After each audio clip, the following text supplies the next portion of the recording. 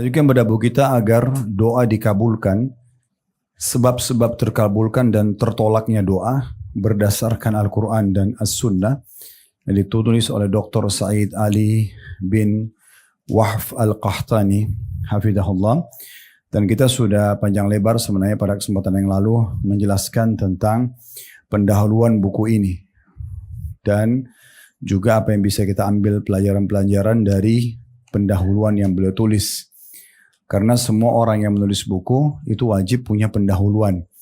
Yang nanti orang kalau baca bisa faham apa sebenarnya yang dia inginkan.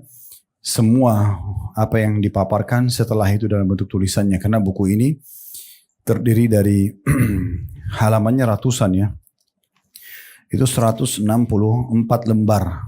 Jadi pendahuluan yang kita bahas satu pertemuan yang lalu itu memberikan gambaran kepada kita apa saja yang penulis ingin sampaikan 164 lembar ke depan gitu. Baik, kita masuk ke pasal pertama. Ibu-ibu sekalian, ini berhubungan dengan masalah definisi dan macam-macam doa. Pembahasan pertama masalah definisi. Semua buku yang merupakan karya ilmiah, kalau mereka jelaskan tentang sebuah hukum atau sebuah peraturan atau syariat Allah SWT biasanya dikasih definisi. Ibu bisa lihat misalnya kalau dalam buku fikih sholat, pasti dikasih dulu definisi sholat itu apa sih? Secara bahasa, etimologi atau terminologi secara istilah. Puasa misalnya, puasa Ramadan sering kita kerjakan. Tapi kalau ibu kembali ke buku-buku ulama, pasti mereka mulai dengan definisi puasa itu apa? Secara bahasa dan juga secara istilah atau etimologi dan terminologi. Semuanya begitu, haji, umrah, doa, apa saja pasti ada definisi. Karena dengan definisi ini kita jadi tahu, oh ternyata yang dimaksud itu adalah ini. Mungkin selama ini persepsi kita kelilur misalnya. Atau masih kurang sehingga kita bisa sempurnakan. Baik, di sini ditulis oleh penulis, doa dari segi bahasa berarti meminta dan memohon. Dan kalau istilah bahasa berarti bisa dipakai untuk semua aktivitas kita. Ya, jadi kalau berdoa dalam bahasa Arab dari sisi bahasanya, itu adalah semua yang berbau permintaan. Ya. Seperti ucapan saya berdoa kepada Allah, saya memohonnya dengan suatu doa. Artinya saya memohon kepadanya dengan meminta dan saya mengharapkan suatu kebaikan yang ada dari sisinya. Hanya saja memang penggunaan bahasa doa itu umumnya ya digunakan untuk Allah Subhanahu wa taala. Berdoa kepada Allah berarti meminta darinya kebaikan dan mengharapkan kebaikan tersebut. Masuk dalamnya kebaikan, ibu-ibu sekalian, ibu minta sesuatu kebaikan, dipenuhi kebutuhannya, ya apapun yang kita butuhkan dari rezeki, panjang umur, kesehatan, itu juga ya namanya permintaan atau kebaikan. Sama juga kita minta diselamatkan dari mara bahaya, itu juga permintaan kebaikan. Jadi ibu kalau berdoa jangan hanya sekedar minta supaya dikasih penuhi kebutuhan makan, minum dan segala macam, tapi minta juga berlindung dari segala macam mara bahaya. Itu juga kita minta kebaikan namanya. Sebagai contoh dalam bahasa Arab, da'a li fulan, dalam kurung ya, dengan menggunakan kata bantu li. Da'a li fulan. Berarti berdoa untuk si fulan, yaitu memohon kebaikan untuknya.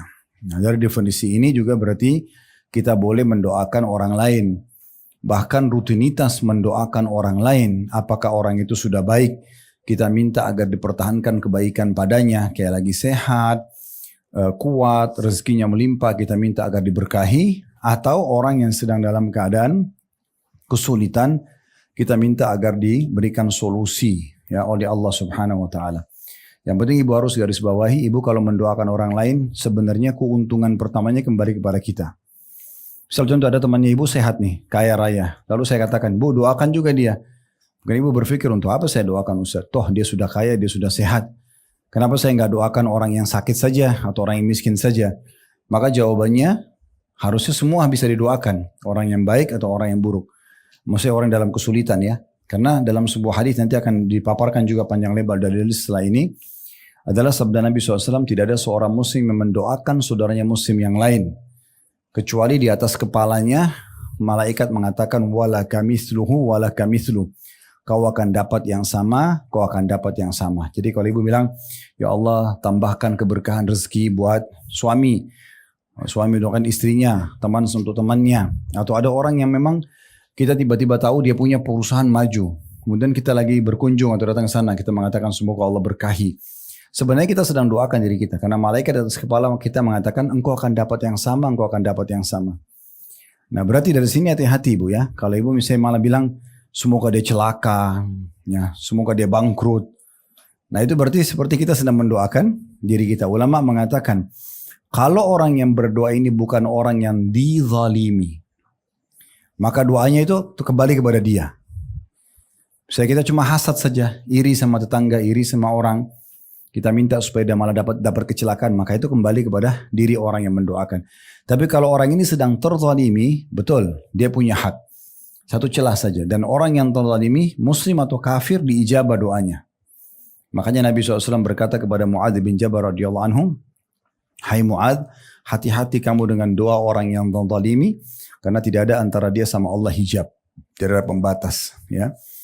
Jadi jangan pernah sentuh hak orang lain, jangan pernah tidak memberikan hak orang lain karena doanya mustajab walaupun dia orang kafir.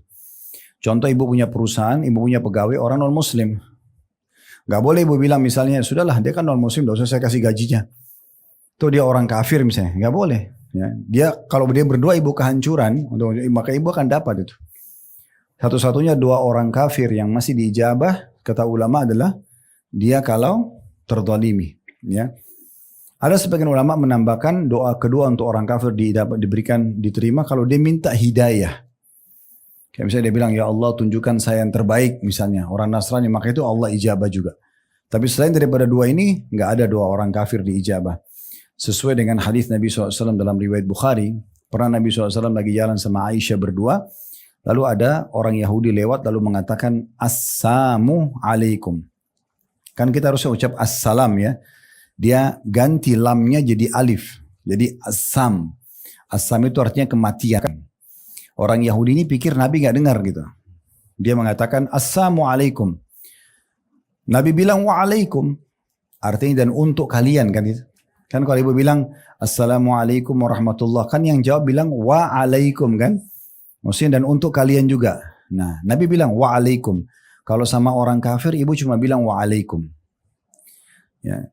Maka Aisyah marah lalu mengatakannya Rasulullah. Sambil dia marahin Yahudi itu mengatakan semoga kematian untuk kalian. Kata Nabi SAW, tenang hai Aisyah. Tenang. Dia lalu Aisyah mengatakan, ya Rasulullah apa anda tidak dengar apa yang mereka bilang? Nabi SAW bilang, saya dengar. Apa kau tidak dengar jawabanku? Dia bilang kematian buat kalian. Saya juga bilang untuk kalian kan selesai. Ya. Lalu Nabi bilang apa? Ingatlah doa kita orang muslim. Kemarin mereka diterima sama Allah. Misalnya kita sekarang doain supaya Allah binasakan pasukan Yahudi yang membantai umat Islam sana. Itu diterima sama Allah. Cuma kalau belum terlihat berarti akan ada proses. Allah akan kasih itu. Kemudian doa mereka untuk kita nggak diterima. Misalnya orang kafir bilang hancurkan umat Islam. Itu tidak akan terjadi. Nah seperti itulah. Ini definisinya ya. Jadi kita di sini dari definisi juga bisa ambil pelajaran untuk mendoakan kebaikan untuk orang lain. Daripada ibu marah-marah saja, selalu cari kesalahan orang, doakan. Ya, supaya dapat hidayah. Karena doa adalah ibadah. Kita doakan. Saya pernah kasih contoh di pertemuan kita yang lalu, kalau ibu sedang misalnya menghadapi ada orang jahat nih, dia utang gak bayar. Kita punya dua opsi. Opsi pertama, ibu rasa ibu terzalimi, oh ya Allah hancurkan dia. Butakan matanya, pincangkan kakinya, misal contoh gitu. Karena dia jengkel gitu kan. Oke, Allah ijabah karena ibu kan terzalimi, ibu punya hak ya. Tapi ingat, hanya sebatas itu. Itu cuma balas dendam namanya. Oke, Allah butain matanya. Habis itu ibu gak dapat apa-apa. Tapi kalau ibu bilang, ya Allah kasih dia hidayah. Berikan dia petunjuk. Gerakkan hatinya supaya dia mau bayar utangnya. Mudahkan dia membayar. Lalu Allah kasih dia hidayah, dia bayar. Lalu dia orang baik setelah itu mungkin dia dengar nasihat di pengajian. Mungkin dia dinasihati oleh seseorang. Misalnya dia dapat hidayah. Semenjak itu sampai kapanpun dia meninggal, ibu dapat pahala dia. Karena ibu terlibat dalam mendoakan kebaikan. Nah yang kedua ini yang positif. Gitu kan? Karena semua orang bu pasti akan pernah ditipu orang. Ya, ini sering saya sampaikan. Kalau ada di sini ibu-ibu yang tidak pernah ditipu sama orang. Coba mana angkat tangan bisa. Terus ceritakan saya 30 tahun, 40 tahun, 50 hidup tidak pernah ditipu orang. Ya. Ada di antara kita tidak pernah digunjing, difitnah, diganggu orang. Semua orang laluin itu. Disitulah dibutuhkan kesabaran gitu kan. Ada pahalanya sendiri. Maka Kita tinggal berdoa kebaikan. Supaya Allah keluarkan kita dari masalah itu. Supaya Allah berhentikan orang tersebut dan berikan hidayah dari kejahatan dia. Selanjutnya, di bawahnya ada lagi bahasa Arab dalam kurung situ ya. Da'a ala fulan. Nah perhatikan, yang pertamanya pakai lam. Da'a li fulan, doakan kebaikan untuk orang. Di kedua, da'a ala fulan. Dengan menggunakan kata bantu ala. Berarti berdoa atas si fulan. Yakni memohon agar keburukan ditimpakan atasnya. Jadi sudah kita rincikan ya. Seperti mendoakan kehancuran untuk pasukan musuh boleh. Mendoakan orang lain yang sedang zalimi kita boleh. Tapi opsinya adalah ibu doakan kehancuran atau ibu doakan hidayah. Nah kami selalu sarankan doakan hidayah supaya dapat hidayah gitu ya. Abu Hurairah, ibu pernah dengar nama Abu Hurairah ya, sahabat Nabi yang paling banyak meriwayatkan hadis ya. Itu dia masuk Islam bu, ibunya masih dalam keadaan kafir. Tiap hari caci maki dia, caci maki Allah, caci maki Rasulullah SAW, caci maki Al-Quran, semua salah di mata ibunya. Tapi karena dia tahu sebagai seorang Muslim dia nggak boleh bantai ibunya, tetap harus bakti. Dia diam saja. Cuma dia sering doakan kebaikan buat ibunya. Satu waktu pun dia datang kepada Nabi SAW mengatakan, ya Rasulullah, tolong doakan ibu saya supaya dapat hidayah. Dia akan bilang, ya Rasulullah, ibu saya ini ganggu Islam, caci maki, doakan aja kematian buat dia. Ya Allah, ya Rasulullah, doakan kebaikan. Lalu Nabi SAW doakan, ya Allah berikanlah hidayah ibunya Abu Hurairah. Pas Abu Hurairah pulang ke rumah, subhanallah, belum masuk rumah, depan pintu ibunya mengatakan, wahai Abu Hurairah, jangan kau buka pintu kecuali kau sudah dengar syahadatku.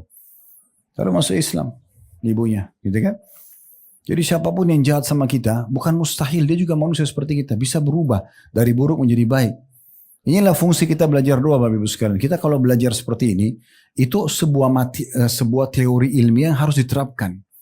Supaya kita jadi faham, doa itu bukan hanya sekedar minta kebaikan aja buat kita. Minta kebaikan buat orang lain. Sebenarnya kita sedang doakan diri kita juga. Saya sering kali bu, kalau punya pengalaman, kalau di Saudi ya, Saudi itu kayak biasa banget mereka itu. Contoh misalnya saya ketemu sama satu orang nih. Saya jalan sama teman, ketemu sama satu orang di satu acara, kami pernah diundang, orang itu nggak kenal saya, tapi dikenalkan oleh teman saya, ini Khalid Basalamah dari Indonesia. Oh iya, dia dia dai di sana gini. Oh bahasa pertama dia apa? Semoga Allah berkahi dakwah kamu, semoga Allah gini. Orang ini nggak kenal saya nih. Oh dia juga punya travel ya, semoga Allah berkahi, didoain. Saya pun melihat pada saat dia dikenalkan sama teman saya, ini si fulan, dia punya perusahaan ini, perusahaan itu. Saya juga mengatakan, semoga Allah berkahi, semoga bertambah. Padahal dia sudah sukses.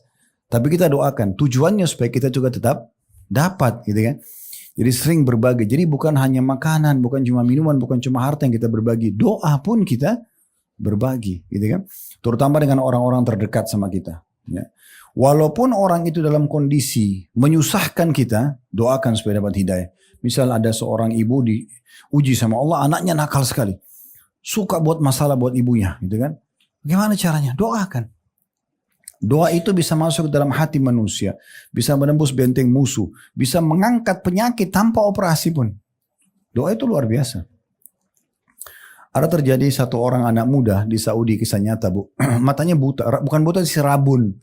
Tapi udah nggak bisa lihat, tipis sekali. Kacamatanya pun tebal sekali. Lagi jalan tawaf sama sa'i dibawa sama teman-temannya anak-anak muda.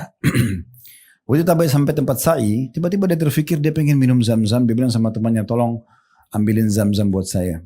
Dia ambil, dia menghadap kiblat.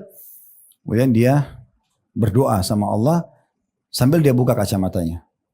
Lalu dia berdoa, dia tutup mata. Terus habis berdoa supaya Allah sembuhin mata dia. Dengan penuh keyakinan diambil air tersebut, diusap di matanya. Sama dia sisa airnya. Sebelum dia buka matanya, dia sudah langsung pakai kacamatanya yang biasa dia pakai. Kok jadi buram, lebih buram dari yang sebelumnya. Begitu dia buka, matanya terang. Sampai dia berteriak takbir di tempat saya. Allahu Akbar, Allah sembuhin mata saya. Secara medis sudah nggak bisa. Tapi kalau sama Allah beda. Kalau sudah sama doa.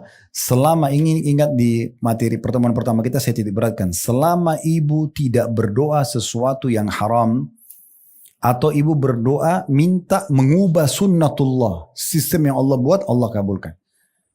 Contoh misalnya ibu minta uang supaya berjudi, itu Allah nggak kabulkan. Atau ibu berdoa, ya Allah saya tidak suka malam, ganti aja jadi siang, nggak usah ada malam. Atau saya tidak suka laki-laki, hilangkan laki-laki semua. Ini bentrok sama sunnatullah kan. Sistem Allah nggak bisa, harus ada malam, ada siang, harus ada laki-laki, ada perempuan gitu kan. Itu nggak mungkin. Nah kalau ibu tidak berdoa, dua hal ini diterima sama Allah SWT. Itu poin juga perlu digarisbawahi. Kata beliau, jadi doa, kita kembali ke buku kita ya. Jadi doa berarti permohonan hamba kepada Robnya dengan cara memohon dan meminta. Bisa pula berarti mensucikan, memuji, dan makna yang sejenis dengan keduanya. Doa adalah bagian daripada zikir, dan zikir sendiri ada 3 macam. Baik, sampai sini dulu. Kita jelaskan lagi, doa adalah permohonan dan dia ibadah, Bu ya. Ingat, saya ulangi lagi, di pertemuan pertama juga kita pernah ulangi nih. Ibu kalau mau nulis, tulis. Ini penting pesannya. Ya, yaitu berdoa meminta dipertahankan nikmat yang sedang ada lebih afdal. Doa agar nikmat ya, minta dipertahankan lebih afdal daripada masalah sedang terjadi lalu minta solusi. Itu lebih afdal.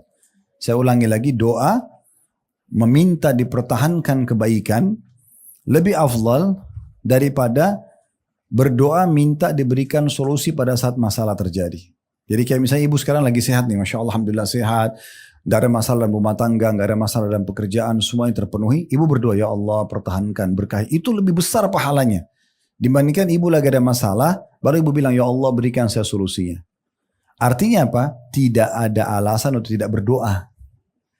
Ada kan orang kadang-kadang yang bilang berdoa, Bu ya, mau doa apa ya, gitu loh. Kan semua sudah ada pasangan, ada anak, ada makanan, ada kekayaan, ada rumah. Ya justru itu minta pertahankan. Supaya Allah pertahankan, itu lebih besar pahalanya dibandingkan nanti ada masalah baru minta solusinya. Dan dalam sebuah hadis yang lain juga sudah kita ingatkan pertemuan yang lalu, saya ulangi lagi. Kata Nabi SAW, kenali Tuhan kalian pada saat kalian sedang lapang. Lagi lapang, dia akan mengenali kalian pada saat kalian sedang sulit. Jadi kalau kalian ditanya, mau nggak Bu, ibu lagi sakit, minta kesembuhan, ibu lagi bangkrut, minta supaya dikembalikan kekayaannya, atau lagi ribut supaya bahagia kembali. Tentu orang semuanya mau. Caranya gimana? Justru pada saat kita lagi lapang berdoa. Ya. Lagi enak-enak sama suami, sama anak-anak, gak ada masalah, ya Allah berkahi, ya Allah pertahankan. Itu lebih baik daripada nanti ada masalah baru berdoa. Walaupun dua-duanya bisa ya. Itu kalau kita lagi sakit, kita minta supaya disembuhkan boleh. Tapi ini penting sekali. Jadi saya ulangi, berdoa dalam kondisi, dalam meminta dipertahankan nikmat lebih afdal daripada meminta ya solusi pada saat permasalahan sedang jadi. Walaupun dua-duanya boleh gitu. Selanjutnya ada juga tambahan di sini, beliau mengatakan doa adalah bagian daripada zikir. Nah ini banyak orang berpikir zikir itu hanya menyebut nama Allah, saya misalnya subhanallah, alhamdulillah, Allah akbar, astagfirullah gitu ya. Tapi sebenarnya bukan seperti itu. Doa zikir itu lebih luas, Bu. Zikir dibagi oleh ulama, yang paling pertama adalah zikir umum.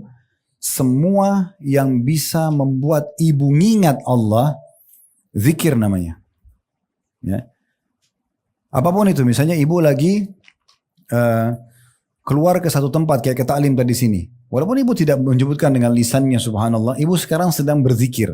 Kenapa? Karena menuju ke ibadah. Berarti kan ibu sedang mengingat Allah, kan gitu. Kalau ibu tidak ingat Allah, nggak mungkin ibu mau duduk di sini. Ibu pasti mau duduk di tempat lain misalnya, kan gitu. Itu secara umum. Ibu lagi silaturahim keluarga, ibu lagi mau jenguk orang sakit. Apa saja kita kerjakan, itu berarti selama dia pada jalan kebaikan namanya berzikir juga. Itu zikir secara umum. Zikir secara khusus dibagi oleh para ulama, ada zikir ya dalam bentuk doa, nanti kita bahas sebentar ya. Ada juga zikir yang menyebutkan dengan lisan. Baca Al-Quran juga masuk dalamnya berzikir. Ya. Jadi semua itu masuk dalam bab zikir yang merupakan ibadah yang luar biasa gitu ya. Beliau jelaskan sini zikir sendiri ada 3 macam. Yang pertama, mengingat dan menyebut-nyebut nama Allah dan sifat-sifat Allah dan makna-makna yang dikandung olehnya. Dan memuji, mengesahkan Allah dengannya, serta mensucikannya, n-nya besar kata ganti Allah ya, dari segala yang tidak patut baginya. Itu zikir ya. Dan zikir ini terbagi lagi menjadi 2 macam kata beliau. Ungkapan yang pertama, ungkapan puji-pujian dari orang yang berzikir kepada Allah Subhanahu wa taala dengan menyebut-nyebut namanya dan sifat-sifatnya ya.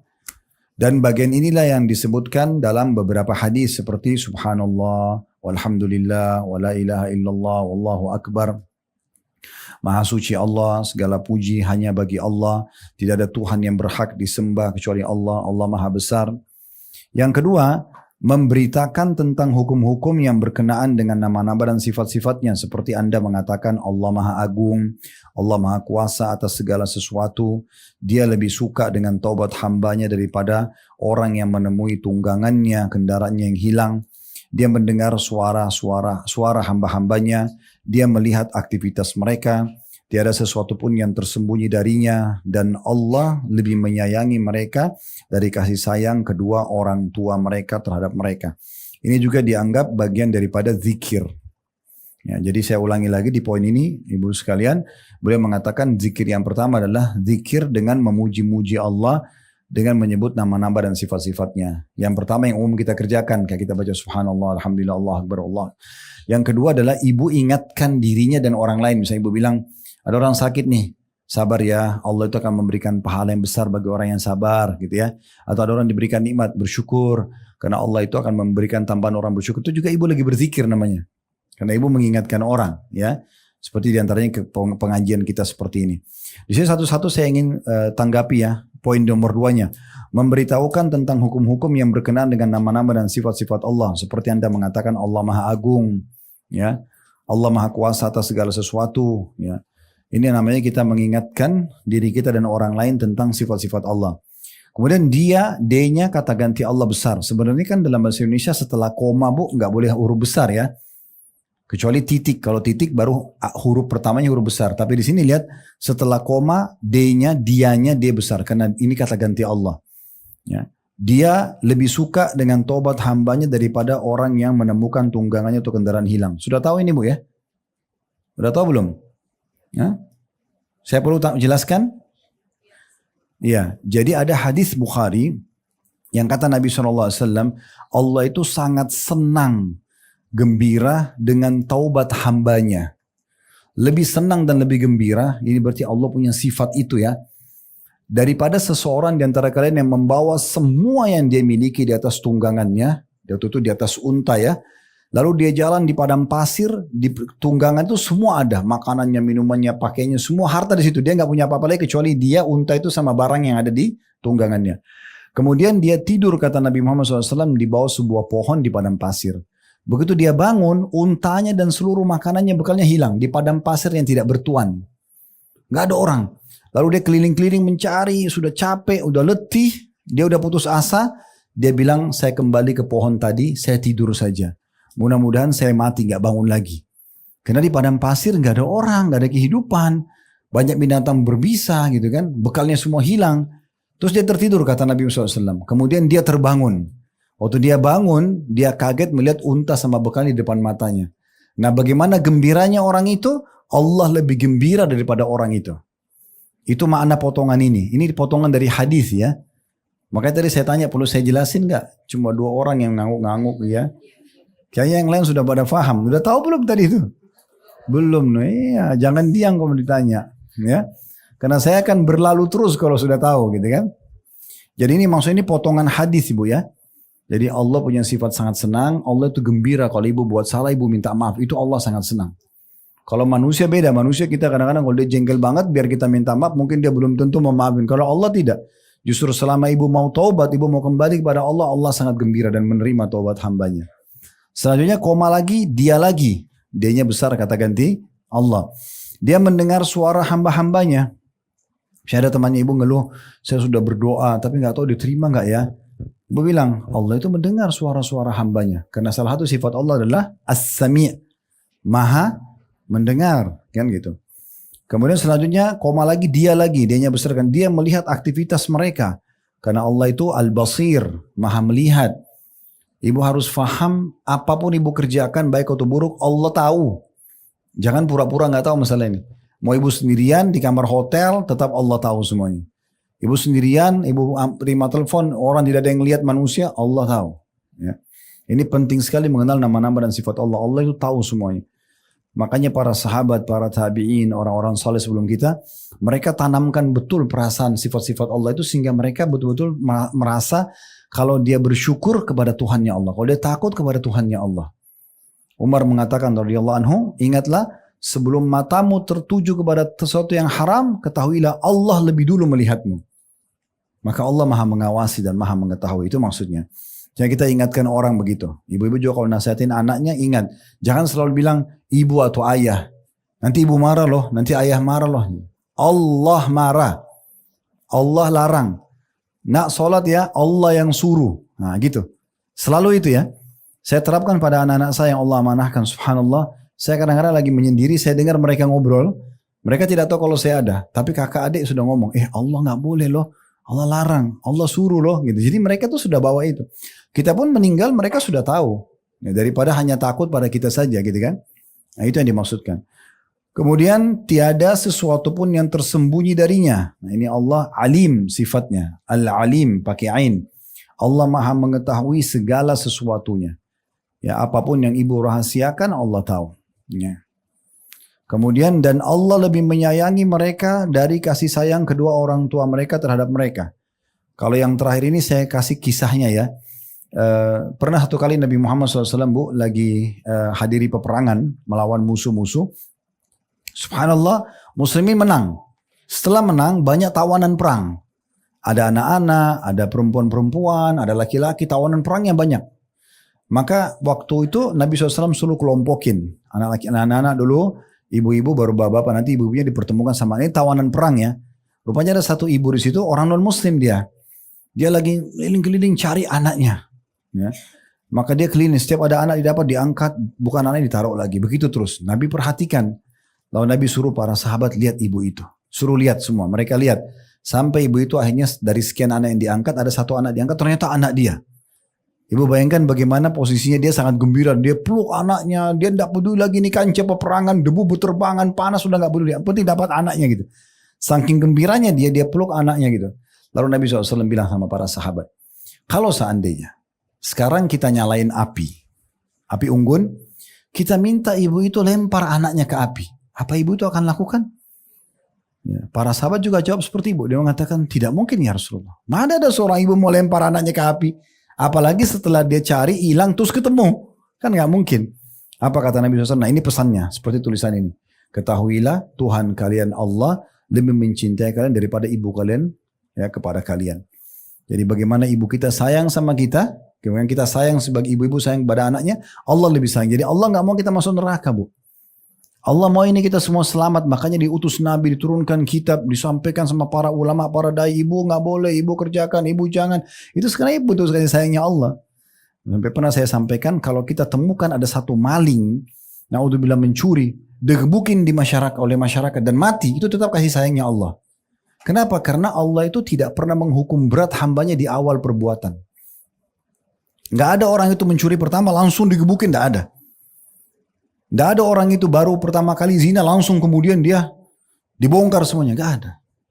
Allah masih tutupin. Allah buat dia rasa takut, rasa menyesal. Kalau dia ulangi lagi, nah peringatan Allah lebih besar. Tapi umumnya semua Allah datangkan rasa takut. Dia tetap melanggar, Allah datangkan lebih besar lagi. Misalnya dilihat sama orang. Tetap juga dia buat, Allah buat dia kepergok oleh media. Tetap dia buat, Allah rubuhin hotelnya. Gempa terjadi. Ketahuan telanjang misalnya. Itu kan gitu. Jadi lebih besar. Nah seperti itu. Jadi Allah subhanahu wa ta'ala memberhentikan orang pelaku dosa besar pun. Kayak tadi maling sampai digebukin sampai mati. Itu bentuk kasih sayang Allah. Karena orang ini sudah berulang kali mencuri. Gak mungkin pertama kali mencuri sudah begitu keadaannya. Tapi karena dia sudah dikasih peringatan. Nah, bahkan kadang-kadang sudah masuk penjara. Udah digebukin, udah ditampok masuk penjara. Sudah 5 tahun keluar curi lagi. Ya udah Allah datangkan orang dibunuh sekalian. Karena kalau tidak mau berhenti orang ini. Tidak mau berhenti. Dari sini juga ibu harus fahami. Selama ibu mendapatkan teguran dari Allah. Ini lagi mau niat buat dosa nih. Apa saja dosanya. Mau lihat yang haram, dengar yang haram atau apa saja. Ibu tiba-tiba khawatir. Aduh dosa ya. Terus ibu berhenti. Ibu aman tuh. Dapat pahala dan jauh dari hukuman. Tapi kalau ibu langgar. Ya siap-siap. Semua pelanggaran punya konsekuensi hukum. Jangan pura-pura gak tahu ini. Dan ingat ya. Allah itu kalau membalas bu, ibu buat satu kebaikan nih. Ibu misalnya sedekah 10.000 atau 100.000 rupiah. Allah nggak balas 100.000. Allah balas dengan 10 tahun kesehatan. Allah kasih apa. Itu 10.000, 100.000 tadi itu. Sama orang buat dosa. Sekali bohong, Allah nggak hukum dengan 1 kali cambuk. Enggak, bisa 1 tahun orang menderita. Nggak selesai dari masalahnya. Karena masalahnya itu. Makanya jangan dianggap remeh amal kecil, amal kebaikan. Tetap kerjakan karena baik. Amal dosa juga dianggap remeh karena konsekuensi hukumnya ada. Ya, kalau orang kerja di satu perusahaan, kapan pegawai itu berprestasi, datang on time, kerjakan pekerjaan dengan baik, ikuti semua SOP perusahaan, pasti dia terima gajinya, bahkan dapat bonus, bahkan nama harumnya, namanya jadi harum, bisa naik jabatan, kan itu. Bahkan mungkin Allah bisa buka yang betul, bisa punya perusahaan sendiri. Berapa banyak orang jadi pegawai tempat orang lain, tapi karena dia jujur baik bisa buka perusahaan sendiri. Kalau orang ugal-ugalan, datang telat, kerjaan apa adanya aja, nggak selesai, nggak apa-apa, ditegur berapa kali, dipanggil sama HRD, nggak apa-apa. Ini terancam ini. Surat peringatan 1, 2, 3, lama-lama di PHK, rusak nama baiknya, ya keluarganya terbengkalai, pendapatannya juga terbengkalai kan gitu. Nah itu di alam manusia, di hukum Allah SWT berlaku lebih berat daripada itu. Jadi kalau ada orang yang tidak selesai dari permasalahannya, pertama langsung taubat dulu kepada Allah. Karena masalahnya itu biasa akumulasi dari kesalahan yang ada. Baik, itu yang dimaksud di sini.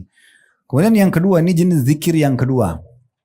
Mengingat dan menyebut perintah Allah, larangannya, halal, haram, dan segala hukum yang ditetapkannya. Dengan bersikap melakukan perintahnya dan meninggalkan larangannya. Mengharamkan apa yang diharamkannya dan menghalalkan apa yang dihalalkannya. Zikir seperti ini juga ada dua.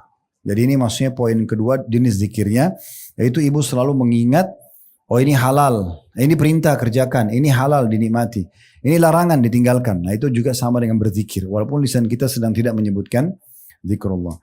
Zikirnya dua macam, yang pertama mengingat Allah dengan memberitakan bahwasanya dia memerintahkan perkara ini, melarang dari perkara ini, dia menyukai ini, membenci perkara ini, dan ridho dalam masalah ini. Ya. Kemudian yang kedua, mengingat Allah atau berzikir berkaitan dengan perintahnya, maka langsung melaksanakan perintah tersebut. Dan berkaitan dengan larangannya, maka segera menjauhinya dan menghindarinya. Jadi zikir poin nomor 2 ini selalu mengingat dan menyebut-nyebut Allah. Dibagi dua, dengan cara mengingat Allah, akhirnya dengan mengingat itu jadi patuh. Yang kedua adalah mengingat larangan Allah lalu meninggalkan segera. Karena tahu itu haram. Zikir yang ketiga, yaitu zikir dalam kurung mengingat dan menyebut anugerah, nikmat, dan kebaikan Allah. Ini termasuk zikir yang paling agung. Zikir yang disebutkan di atas berjumlah 5 macam. Ya. Zikir ya, juga bisa terbagi menjadi 3 macam. Ya. Ini maksudnya adalah yang zikir dengan mengingat nikmat Allah dan kebaikan Allah. Allah sudah baik sama saya, Allah kasih saya umur, Allah kasih saya pasangan, Allah kasih saya anak-anak.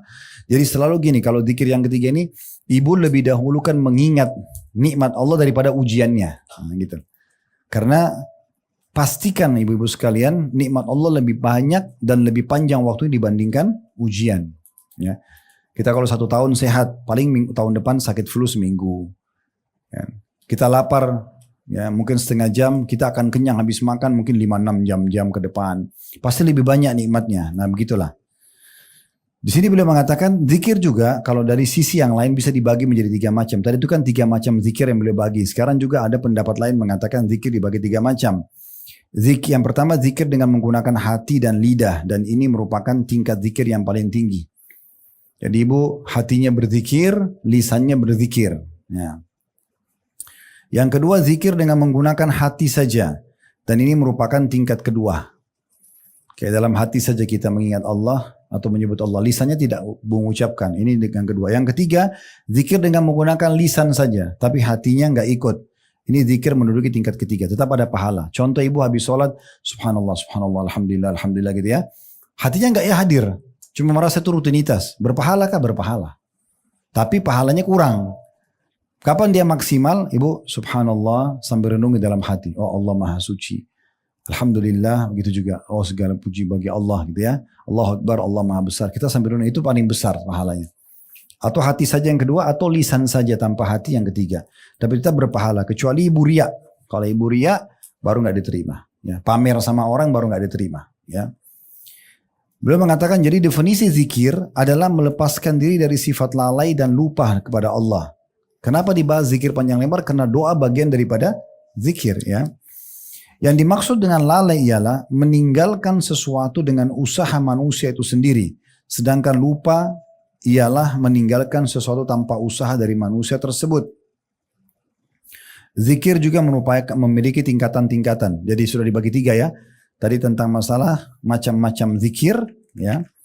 Itu dikatakan di situ tadi yang pertama mengingat Allah Dengan lisan ada dua macam, memuji Allah seperti subhanallah alhamdulillah. Terus yang kedua menyebut hukum-hukum Allah seperti mengajar ya.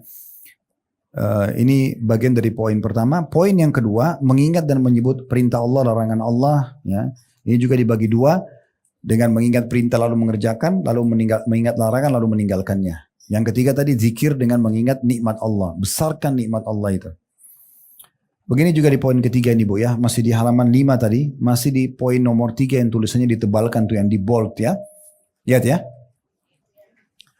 Ibu coba belajar Bu, untuk lebih menikmati nikmat itu sendiri. Banyak orang tidak menikmati proses. Contoh misal, kalau ada orang makan, mungkin dia hanya makan sepotong tempe, satu piring nasi sama sambal. Tapi orang ini nikmati. Dia makan tempe itu pelan-pelan sambil dia nikmati ya kacangnya itu, bumbunya segala macam. Dia makannya sama sambal pun dia nikmati, dia kunyahnya pelan-pelan. Ini beda sekali. Orang seperti ini biasanya kalau dia makan kita lihat kita juga pengen makan. Iya. Kadang-kadang cuma makan kerupuk aja, tapi karena dia nikmati sekali, atau dia cuma minum kopi satu teguk saja itu kayak nikmatnya luar biasa gitu ya. Nah itu sebenarnya bagian daripada bersyukur. Kalau dia faham, dia berpahala orang itu. Ya gitu. Yang jadi masalah, ibu kalau tidak nikmatin prosesnya.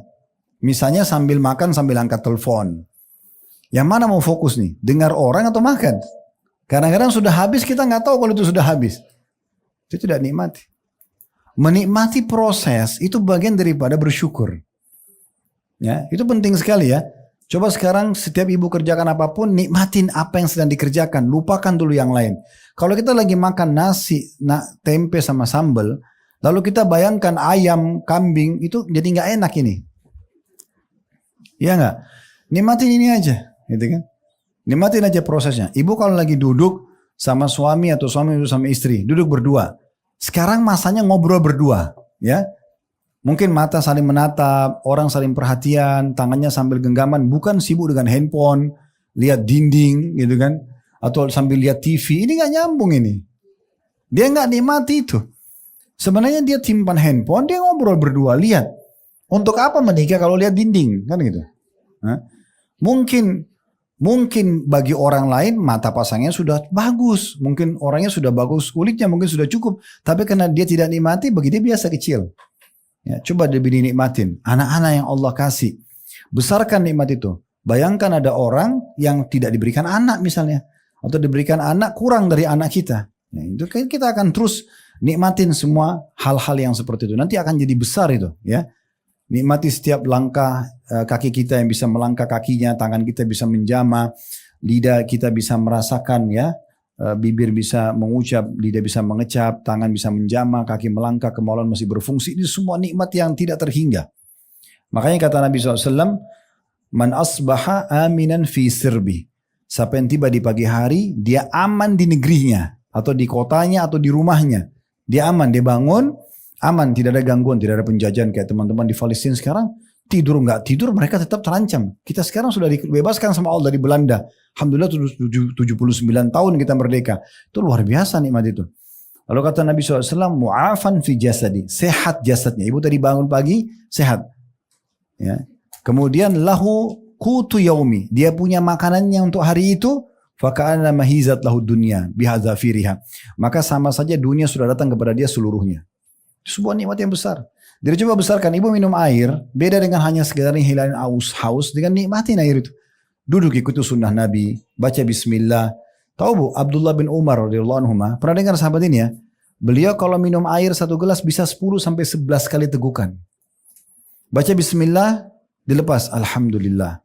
Dia nafas dulu, dia nikmatin. Baru dia minum lagi, bismillah, dilepas lagi. Bayangkan 10 kali sampai 11 kali baca bismillah, 11 kali baca alhamdulillah. Berapa banyak pahalanya? Plus lagi dinikmatin sama dia itu. Kalau kita kan minum, habis langsung. Apa kata Nabi SAW? Jangan minum seperti unta. Ini maaf yang lagi minum, saya bukan singgung ya. Bukan, maksud saya secara umum. Jadi Nabi SAW bilang apa? Jangan minum seperti unta. Unta itu Bu, kalau minum, dia kalau nyedot air, dia nggak berhenti. Sampai di dalam perut dia itu ada kayak kantong.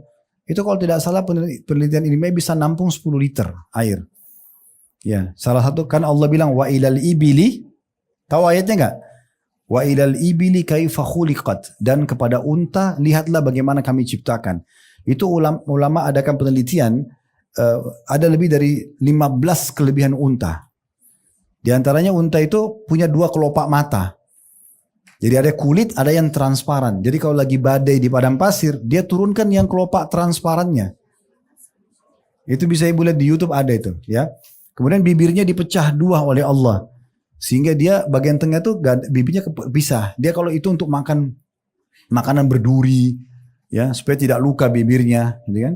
Kakinya dibuat tinggi, badannya besar. Itu ternyata untuk perjalanan jauh. Unta itu bisa 3 hari 3 malam nggak makan, nggak minum bisa. Nah, salah satunya di perutnya itu, Bu, ada kantong kayak gentong. Itu bisa isi sampai 10 liter air. Makanya orang-orang dulu, masih termasuk Nabi Muhammad SAW dan para sahabat orang-orang Arab dulu, kalau mereka perjalanan jauh, mereka lebih suka unta daripada kuda. Kalau mereka kehabisan bekal makanan dan minuman, mereka sembelih untanya, dagingnya diambil, airnya itu diminum. Dan itu tidak tercampur dengan kotoran, kuasa Allah.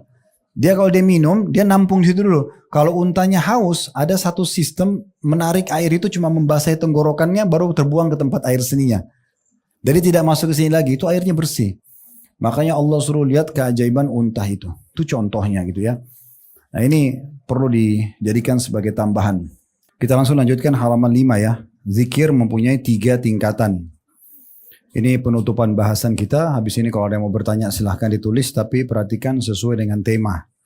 Dan yang kedua, jangan mengetes saya. Ya. Baik, yang pertama zikir yang zahir. Nampak maksudnya ya. Zahir itu nampak. Yaitu pujian kepada Allah subhanahu wa ta'ala. Seperti ucapan subhanallah walhamdulillah wa la ilaha illallah wallahu akbar. Maha suci Allah, segala puji hanya bagi Allah. Tiada Tuhan yang berhak disembah kecuali Allah. Dan Allah maha besar. Atau zikir yang mengandung doa. Seperti firmannya, Qala rabbana zalamna anfusana wa in lam takfir lana wa tarhamna lanakunanna minal khasirin. Dalam surah Al-A'raf ayat 23. Maka Adam dan istrinya Hawa alaihissalam berkata, Ya Rob kami telah menganiaya diri kami sendiri. Jika engkau tidak mengampuni kami dan memberi rahmat kepada kami, niscaya pastilah kami termasuk orang-orang yang merugi. Juga seperti firman Allah atau seperti doa yang diartikan Nabi SAW, Ya Hayyu Ya Qayyum birahmatika astaghith. Wahai Tuhan yang maha hidup dan Tuhan yang terus menerus mengurus makhluknya, dengan rahmat-Mu lah aku memohon diselamatkan. Atau berzikir mengingat dan menyebut dengan memohon perlindungan Allah seperti ungkapan Allah bersamaku, Allah melihatku, Allah menyaksikanku, dan semisalnya yang bertujuan membantu agar kehadiran Allah lebih dapat terasakan. Begitu pula untuk kepentingan memelihara hati, menjaga tata krama di hadapan Allah, menghindari kealpaan diri, juga memohon perlindungan kepada Allah dari syaitan dan kejahatan manusia. Dan zikir-zikir yang diajarkan oleh Nabi SAW menghimpun 3 macam zikir ini, yaitu memuji Allah, berisi doa, permohonan, serta menghadirkannya sehingga mencakup perlindungan yang sempurna, kebeningan hati, menghindari kealpaan diri, dan berlindung dari godaan syaitan. Ini namanya zikir zahir, zikir yang nampak. Ibu memuji-muji Allah, baik sendiri ataupun depan orang, tapi dengan nampak berzikirnya. Nah, dibagi tadi dengan bagian-bagian tersebut. Bisa langsung menyebut zikir kepada Allah, bisa berdoa, bisa juga berbicara untuk menghadirkan Allah dalam diri, mengatakan Allah selalu mengawasi saya, Allah selalu menjaga saya, Allah memperhatikan saya, dan seterusnya. Juga membaca zikir-zikir yang biasa Nabi SAW ajarkan. Seperti tadi dikatakan, Ya Hayyu Ya Qayyum, wahai zat yang maha hidup dan terus menerus mengurus makhluknya, birahmatika astaghith. Dengan rahmatmu lah aku memohon. Yang kedua, zikir khafi atau samar-samar. Yaitu zikir yang menggunakan mata hati atau hati semata. Agar terhindar dari sifat lalai dan lupa, merupakan penghalang antara Rabb dan hati manusia. Keharusan hati untuk menghadirkan Allah menjadikannya seolah-olah melihat Allah.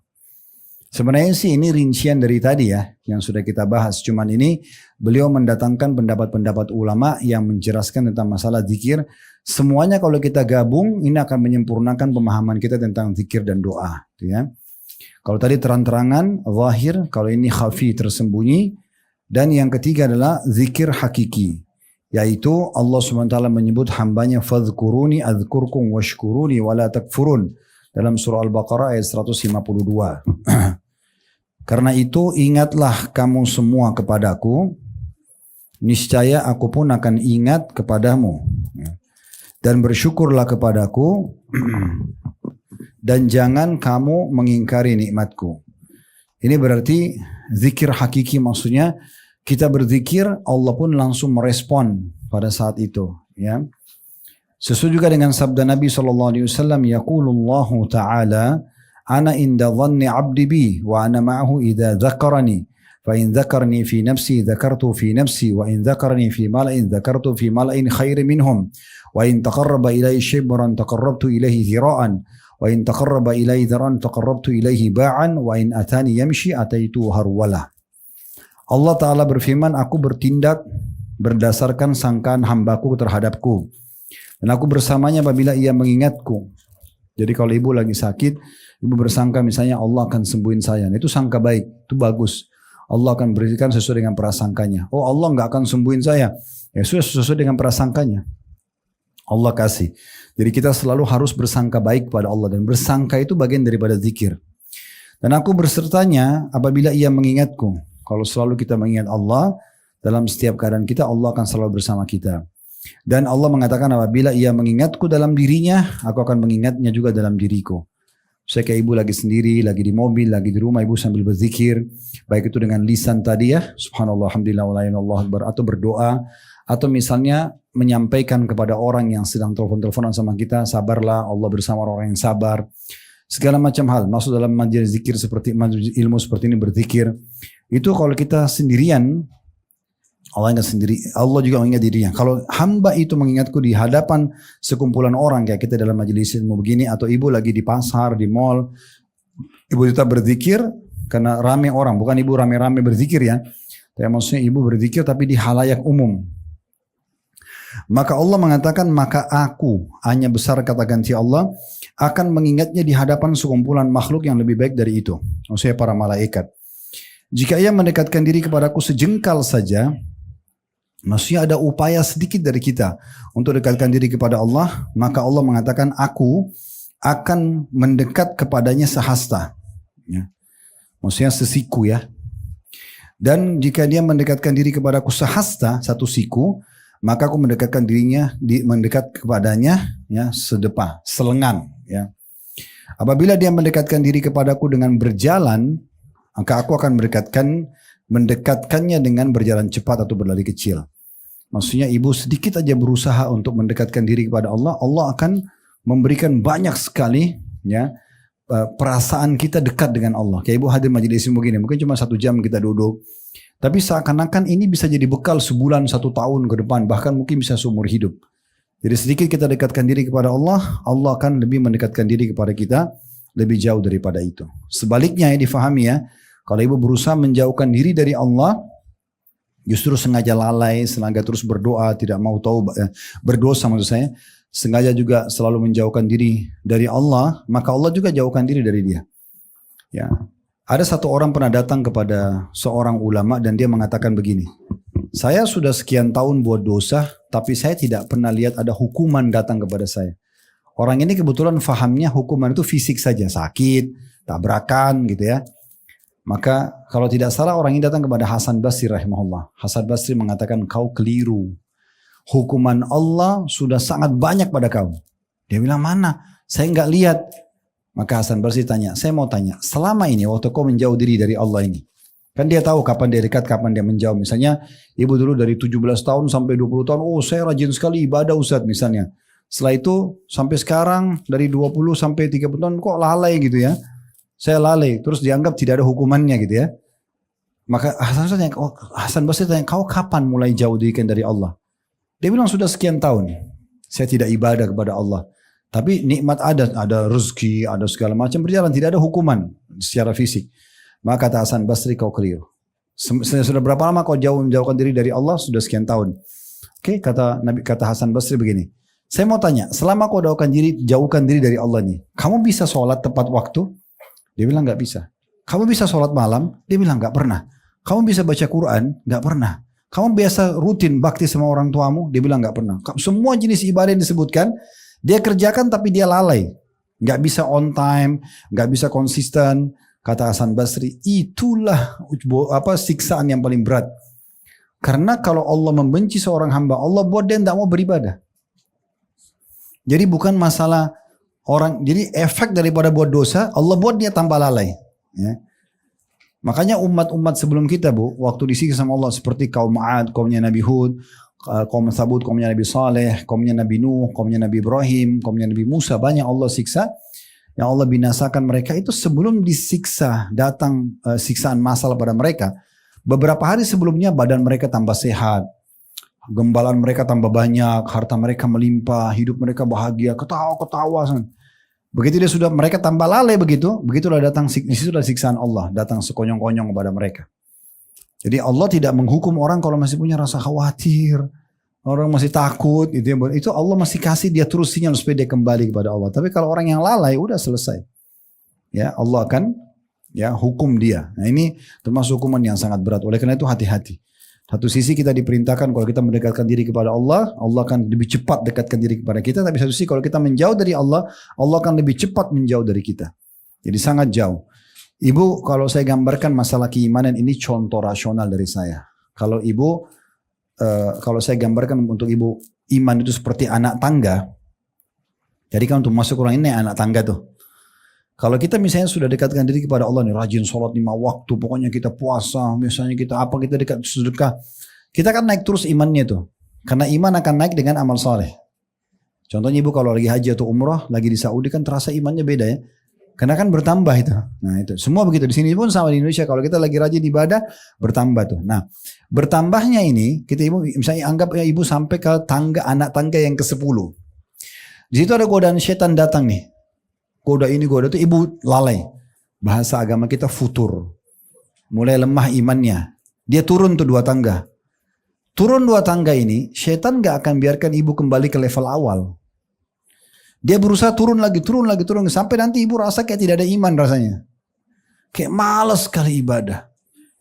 Bukan cuma sholat tahajud, sholat wajib subuh pun jam 8, jam 7.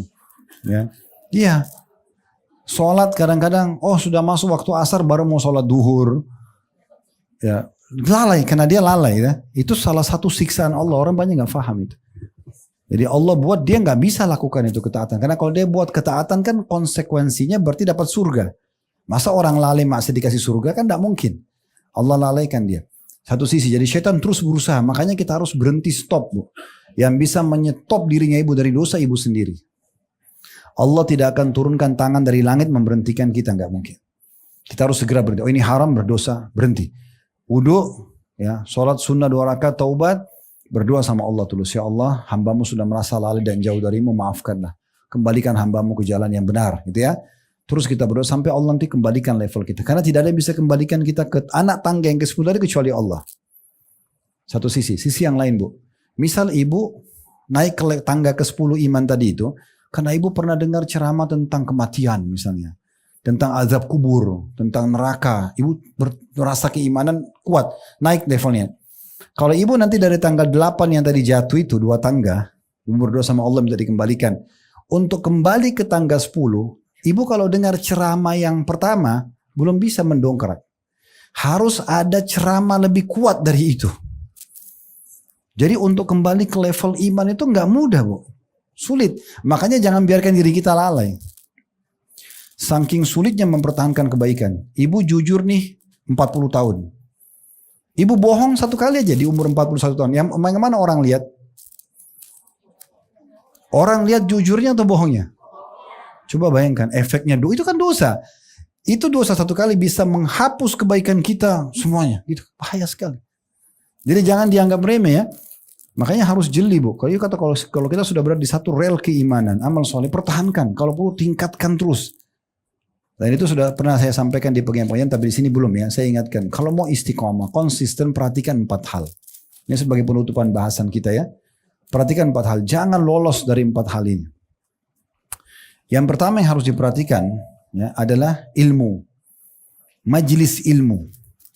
Nah duduk seperti ini Bu, Ibu longin dalam satu hari 1 jam, 2 jam, satu pengajian, 2 pengajian, offline atau online, nggak masalah. Tapi buat satu simbol di atas kepala Ibu, tidak ada hari tanpa ilmu. Nggak boleh berhenti dengar. Allah berfirman, Rasulullah bersabda, minimal sekali Ibu dengar Al-Quran dengan terjemahannya, minimal. Ya putar di TV, di rumah, putar di mobil.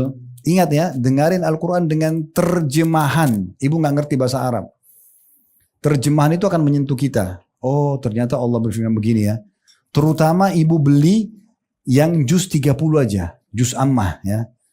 Itu aja. Ibu dengar-dengar ulang-ulangi. Karena situ ada siksa kubur. Ada neraka. Ada kisah umat-umat sebelum kita. Ini dulu surah-surah ini yang pertama turun di fase Mekah Bu. Belum ada perintah sholat. Belum ada perintah puasa di Mekah. Itu belum ada. Itu perintah sholat Isra Mi'raj tahun ke-11 kenabian ya. Nabi kan 13 tahun berdakwah di Mekah ya. 10 tahun pertama nggak ada perintah itu. Belum ada. Nanti fase di Madinah baru ada. Jadi itu umumnya surah-surah Makkiyah pendek-pendek dan banyak berkumpul di juz 30. Itu untuk menyadarkan orang ada Allah, ada siksa kubur, ada umat-umat kita yang dibinasakan, dengarin itu. Nah, terutama ceramah-ceramah jangan lupa ya. Jadi usahakan jangan lewat 1 hari kecuali dengar ceramah. Saya nggak bisa lupa ini, dan ini ada beberapa orang panitia pengajian yang undang kami di luar Jakarta. Itu hari saya pernah ke Bali, saya ke Makassar, hampir semua kota lah di Indonesia. Alhamdulillah sudah pernah kami injakkan kaki. Rata-rata panitia yang undang saya itu mengkritik saya karena mereka pasang flash disk di mobilnya.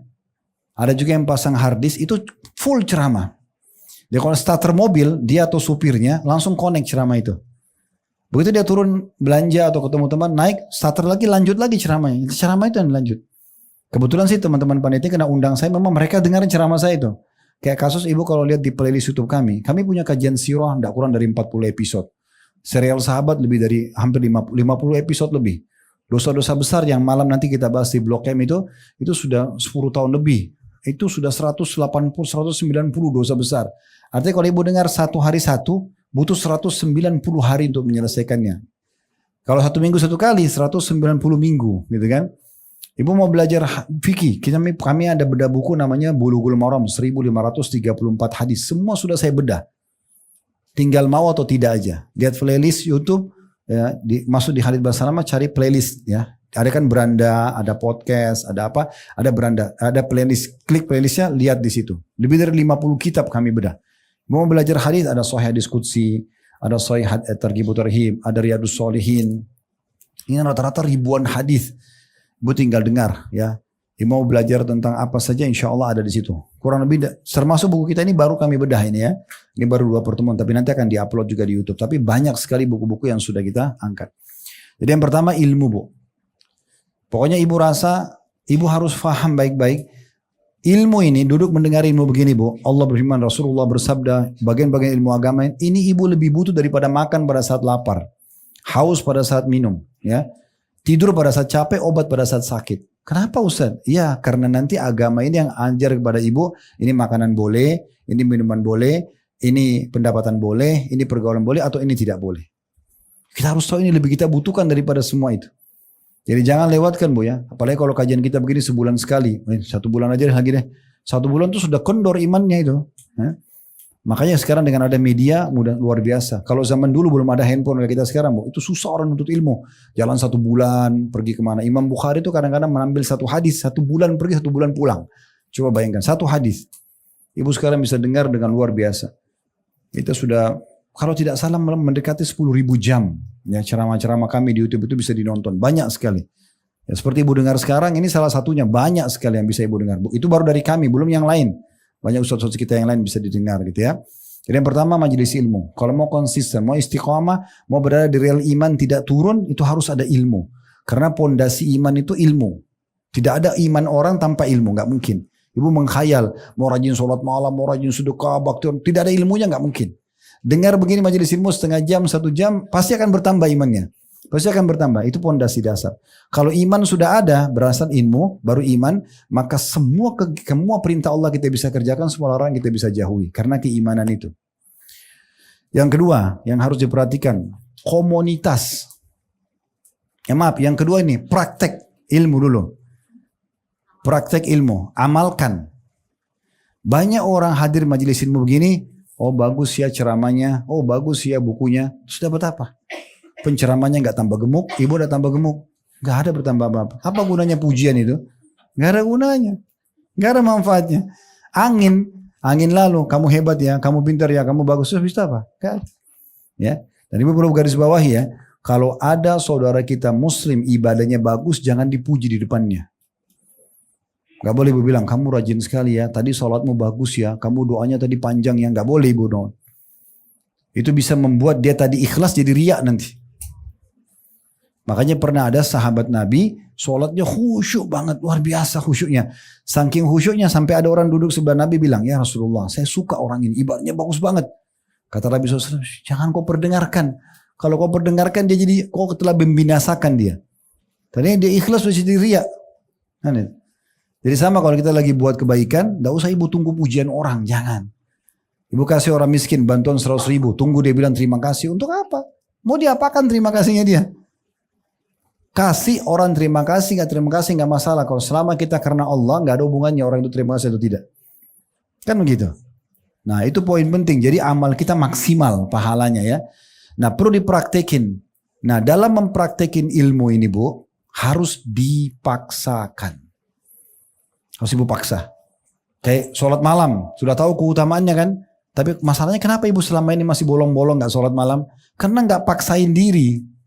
Mulai malam ini saya komitmen mau sholat malam. Siapin sejadah terbaik. Mau kena terbaik. Berdoa sama Allah. Ya, doa yang mau dibaca sampaikan. Ibu belum terbiasa bangun agak awal-awal gak masalah.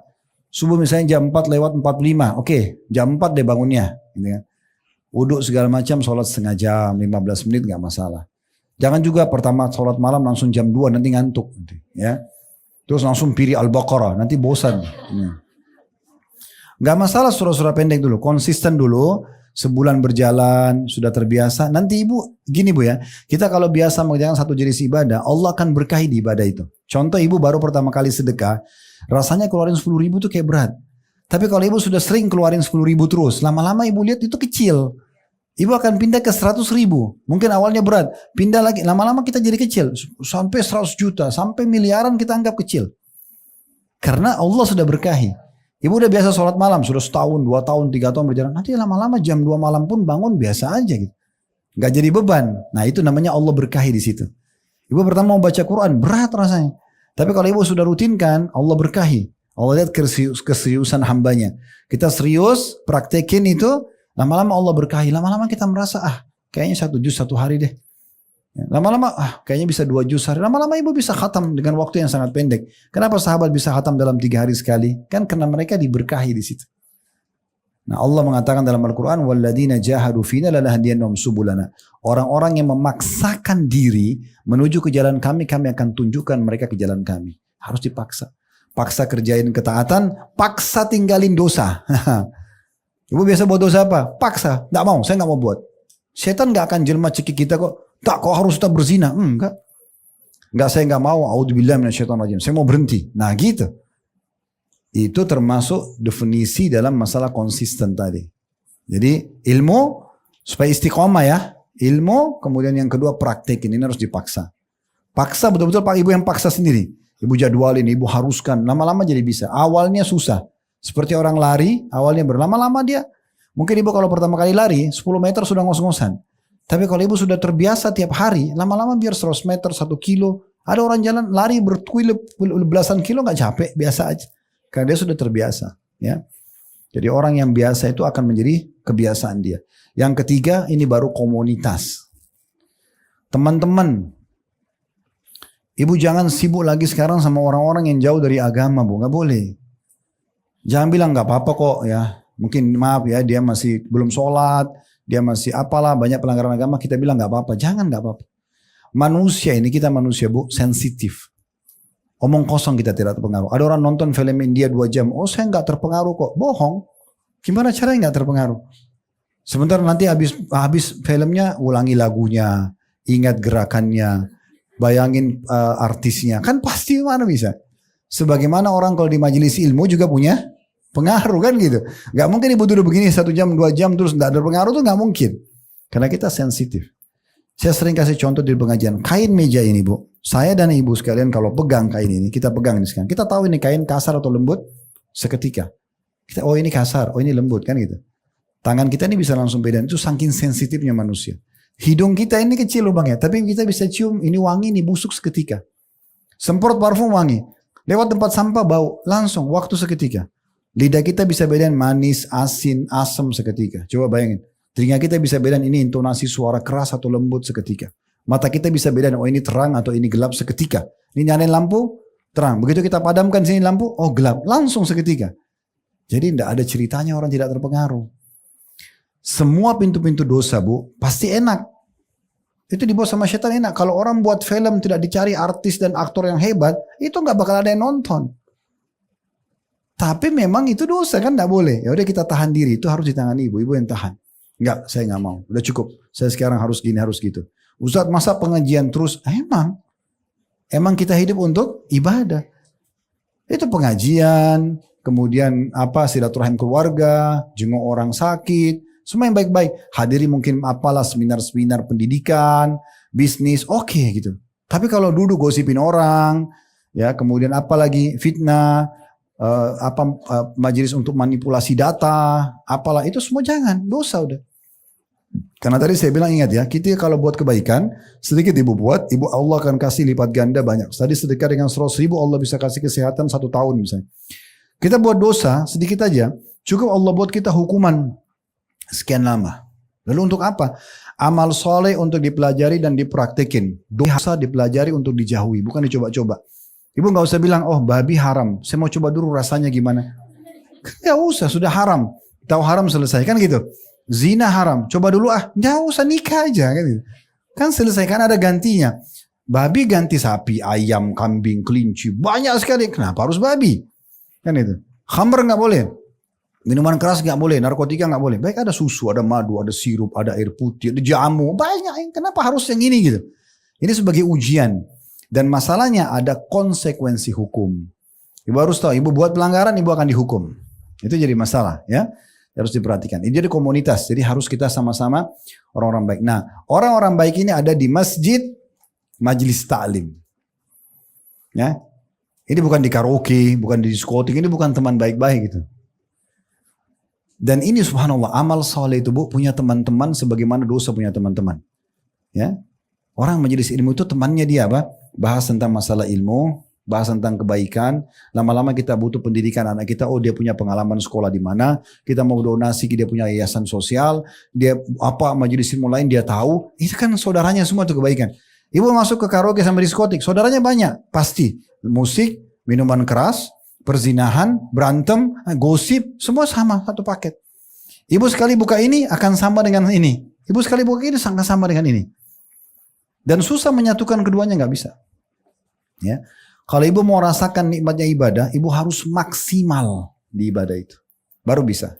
Ya, contoh saya kasih contoh supaya mudah difahami. Ibu pakai jilbab nih misalnya. Ya, ibu sudah minta ini perintah Allah, saya mau pakai. Misal contoh, ibu pakai. Begitu ibu duduk di ruang tamu, ada satu laki-laki bukan mahram nyelonong masuk. Ibu lagi pakai jilbab. Ibu rasa berdosa nggak? Kita ada perasaan salah sama Allah karena orang ini. Padahal kita bukan buat salah, dia nyelonong masuk. Kenapa? Karena ibu sudah menikmati jilbab itu. Lawannya buka aurat itu diri hilang. Kan gitu. Nah kita balik sekarang. Kalau ada orang tidak tutup aurat, dia anggap itu gak masalah lah. Dia nikmati itu, kenikmatan tutup auratnya hilang dari dia. Ya enggak? Gak bisa ketemu itu. Yang ini bilang, ih sayangnya kenapa itu gak pakai jilbab. Yang ini bilang, ih gak panas tuh pakai jilbab. Ini gak bisa ketemu. Sekarang ibu contoh lain, sholat nih. Azan langsung sholat. Komitmen, pokoknya awal waktu. Kenapa? Karena Nabi SAW bilang, waktu ditanya amal yang paling Allah cintai, beliau mengatakan, as-sholatu ala waktiha. Sholat di waktunya. Azan, stop semua aktivitas. Mau meetingnya 100 miliar pun berhenti. Pokoknya saya mau sholat, selesai. Berhenti semua, pokoknya gak ada lagi. Aktivitas stop semua. Apalagi kalau cuma sekedar cerita, ngomong kosong. Tinggalin aja. Sholat dulu, 10-15 menit baru aktivitas lagi. Kan gitu. Sekarang kalau ibu nikmatin sholat itu. Ini kenikmatan dosanya. Dosanya apa? Tinggalin sholat. Ya gak? Ini hilang. Ibu nanti bilang, ih itu orang gak sholat sayang banget ya. Kenapa? Karena ibu sudah nikmatin ini. Kenikmatan ininya hilang. Gitu gak? Nah kita balik sekarang. Kalau ada orang yang tidak sholat. Dia nikmati itu. Tidak peduli azan terdengar, hayya ala sholat dari masjid ini. Lewat 10 meter, masjid lagi sana, hayya ala sholat. Ayo sholat, ayo sholat. Gak penting. Gak peduli sama dia. Apa sholat, gak usah, gak penting. Misalnya, dia nikmati itu. Kenikmatan ibadahnya, rajin sholatnya hilang dari dia. Ya, gak bisa ketemu. Begitu semua puasa, jangan tidak puasa. Sama. Pendapatan halal sama pendapatan haram. Tidak bisa ketemu ini bu, gak bisa. Kalau ibu masih mau di tengah-tengah, misalnya ibu sholat, tutup aurat, iya. Tapi masih gosip. Ini nanti terganggu ini. Sholatnya gak bisa khusyuk. Karena masih ada nodanya. Ya, masih ada nodanya itu. Karena gak bisa, ibu mau khusyuk ini. Ini harus betul-betul bersih dia. Baru bisa naik dia. Kalau ibu mau nikmat ibadah itu harus naik begini timbangannya. Dosanya di bawah begini. Baru bisa. Kalau ibu balik, dosanya naik. Ibadahnya turun. Ini gak ada khusyuk. Gak ada sama sekali. Malas sholat. Gempa bumi terjadi pun biasa. Oh di kota sana biasa aja enggak. Tapi kalau ibu imannya naik begini, ibu dengar sedikit guntur aja. Astagfirullah, ada apa ini? Kita langsung tersentuh gitu ya. Kita sudah seperti Abdullah bin Mas'ud bilang pada saat dengar guntur di Kufah atau di kota Irak waktu itu, beliau mengatakan benar-benar ini peringatan dari Allah di langit kepada penduduk bumi. Ini peringatan keras. Kalau sekarang suara guntur itu di atas bisa Allah gelegarkan di bumi. Kan gitu. Jadi begitu pekahnya mereka. Kalau ibu pertemukan dua-duanya nggak bisa. Ini hilang nikmatnya, ini hilang nikmatnya. Orang pakai jilbab besar misalnya, dia tahu ini, oh ini orang pacaran nggak boleh dalam Islam, tapi dia pacaran saja. Dengan jilbabnya dia jalan berdua, dia mau gandengan, takut, salah, dia tidak nikmati dosanya. Iya nggak? Kan hilang, dia juga terganggu di situ, tidak bisa juga dinikmati sama dia. Orang kalau mabuk, tapi dia juga sholat, dia mabuk tapi dia berpikir, ya sebentar lagi azan, dia tidak enak itu, ya nggak? Ya udah jadi ahli maksiat itu sekalian supaya kau nikmatin, tapi neraka ujungnya kan gitu. Atau jadi orang baik sekalian, nah gitu. Makanya saya sering bahasakan ibu kalau mau hijrah, mau jadi orang soleha 100%, jangan setengah-setengah. Untuk apa rem-rem? Jadi orang baik sekalian, tinggalkan. Tiba-tiba ketemu sama teman kita di sebelah, oh kamu kan dulu begitu, itu kan dulu. Sekarang sudah taubat, alhamdulillah. Syukur Allah kasih saya hidayah. Daripada meninggal dalam keadaan maksiat, kan gitu. Nah iya.